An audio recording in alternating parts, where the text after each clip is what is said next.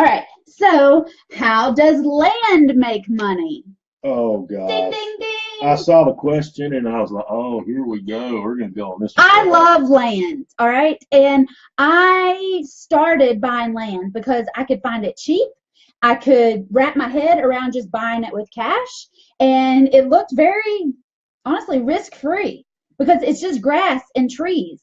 There's not any overhead. People want to say, well, what if somebody puts a hole in your sheetrock? I got grass and trees. There's no sheetrock. There's no plumbing. There's no air conditioner. There's nothing there but grass and trees. All right. So the first piece of property that I bought that allowed me to vote 100 years ago because I owned land was 1.07 acres in a failed subdivision in Decatur, Tennessee. And I bought it at an auction, at a foreclosure auction. At the end of the year, December, a local bank was trying to get rid of a bunch of bad mortgages that they had. I paid $1,200 for it. $1,200. When we got to closing, there was something on the paperwork that said something about $69,000, and I was like, "Hold up, wait a minute! I didn't pay $69,000." They said, "No, the person that had it before you had it financed for $69,000." And I was like, "So you mean I could sell this thing for $69,000?" And they said, well, maybe not right now, but probably eventually. I found out that my neighbors in this subdivision, the cheapest one had sold for cash for $39,000, and I have $1,200 invested in equal shares rights. And actually, this piece, I was number 12 or number 13, lot 12 or 13, and the first 20 came with a deeded boat slip. All right, this is on a river in Decatur, Tennessee. When I bought it, I didn't even know we had a Decatur, Tennessee. I was just completely trying to figure out what I was doing. But I love land. Second piece of land that I bought, what? For those of you that have the book bundle and haven't opened it yet, it is in the She Conquered book. In depth. Good plan. I Good love plug, that. I babe. love that story. If you need the book bundle, I'm having some issues with ClickFunnels, but you can go to whitneynicely.com/boss, and you'll get the book bundle. It's 2 books, a button, and 2 lead sheets. Okay, but the second piece of land that I bought, I was at another auction. This was an absolute auction, though, not a foreclosure auction. And it was an online absolute auction, and my final bid was like $1,200 on this piece of half-acre land. By the time it was all done, I won. After I paid the auctioneer's fees, closing costs, taxes, title, all that jazz, I was like $1,500 into a half-acre piece of industrial land. All right, $1,500, half-acre industrial land in the city of Knoxville, and I turned around. What? Before you go any further, if we were rating land in terms of a hierarchy, right, and we've got residential, we've got commercial, things like that, what is the most desirable land that you want to have? Okay, so it's a pyramid, right? And I say that the bottom of the pyramid, and I just made this up, so you can check this somewhere if you want to. This is my pyramid. The bottom of the pyramid is agricultural land, because when, who was it, Christopher Columbus discovered us, everything was agricultural, right? And then we started building houses, and then we started building businesses, and then we started doing industrial. So at the top of the pyramid is industrial, then commercial, residential, and agricultural land. I wrote this up in a newspaper article in your hometown, remember? Yeah, I do. Which is primarily farming. Not sure it went over very well to say, hey, all this stuff y'all got down here is at the bottom of the pyramid, but she did it, so yeah. Whatever. The top of the pyramid is industrial land. It's usually the most expensive land that you can buy. It demands the highest rent. It demands the highest sales, the highest taxes, whatever. I bought a half-acre piece of industrial land for $1,500 in the city of Knoxville. Turned around, a couple different things happened, but I ended up calling my neighbor next door, who's a Fortune 500 company, and said, hey, you're driving on my driveway. I want some rent if you're going to drive on my driveway. And they basically said, no, little real estate girl, that's not possible. And I said, okay, have it surveyed and let me know. 2 weeks later, they called back and said, yes, Miss Nicely, we have recently had our land surveyed, and we are driving on your driveway. We would like to rent that from you. I said, well, how much? And they said, we'll give you $250 a month.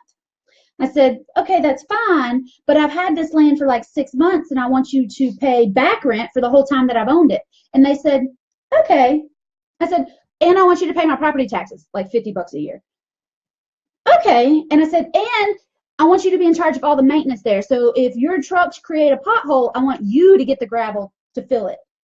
They said, okay. So I negotiated a triple net lease, kind of on accident, by using very regular words. And in 6 months, when I got my money back, I was basically full on my investment. Now we still rent the driveway, and I rent the half acre for $500. So I get $750 a month on an initial $1,500 investment in land.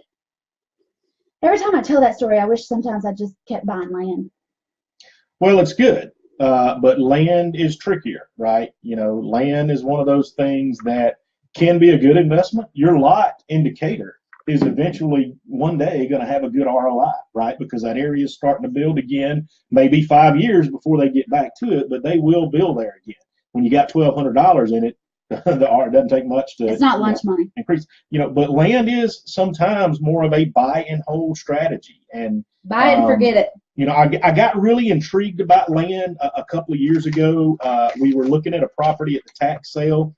We were actually looking at some abandoned storage units, and we were thinking about buying that property, and then there was some land next to it, and we were thinking about buying that as well. And we said, that can just be an expansion, because the ones that were there didn't have any cooled units, and we said, maybe we need some climate control storage, as well. So we actually partnered with one of the probably most archaic but smartest investors in Knoxville. So he was at the tax sale with us, and we're sitting there, and we're going through it, and the bid got up to kind of where we were at, and we all kind of looked at each other like, oh shit, what are we going to do now? And so we were all like, screw it. So we raised our hand, we went on up, and then it finally got to a point where we were like, no, we're not going to do anymore. And it kept going, y'all. It was two people, and it kept going and going.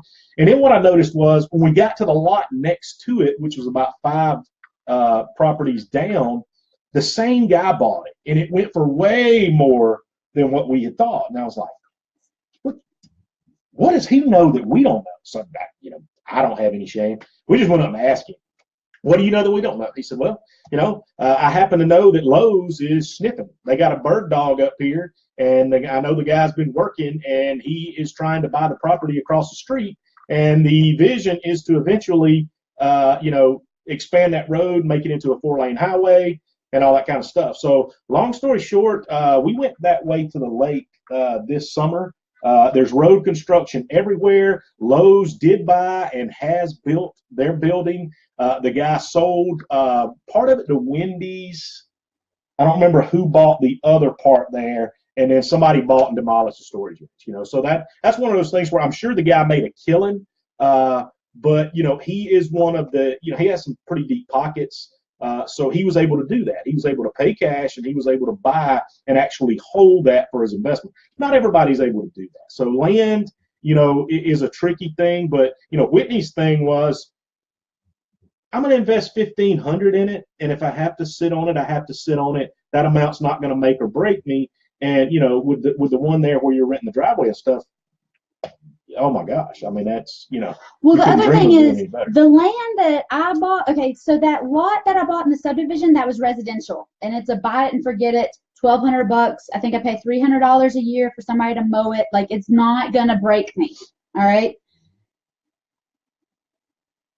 It was residential, but my plan is, in however long it takes, I'll make some money. All right. And my next lot was industrial. I specifically wanted it because it was industrial. This land that Jason's talking about that we went to the tax sale for, we went because it was commercial. It was zoned right. It was good. All right. So if you just have a couple lots, if you keep finding empty lots, I don't know that that's always a good deal. I put up a post in the student group 2 Sundays ago. Somebody hit me up on Facebook, and they're like, hey, we have a lot. It's at this address. I want $6,000. And I said, I'll give you $500. And they were like, oh, no, I can't take $500. And I was like, why? That's all it's worth? I'm not giving you $6,000 just because that's what you want. Ain't happening. Not from this one. All right. So you can buy land as an investment. I like to buy land cheap. You can also, though, sell it on owner financing. We could buy land. If there's a big plot of land, like their trailer park over here right now is just a basic plot of land. He wants a whole lot of money for it, but he's willing to owner finance it. So if you have a plot of land, you could owner finance it. Okay. We normally don't talk about our prospective deals, but that's okay. I'll give you a pass this time.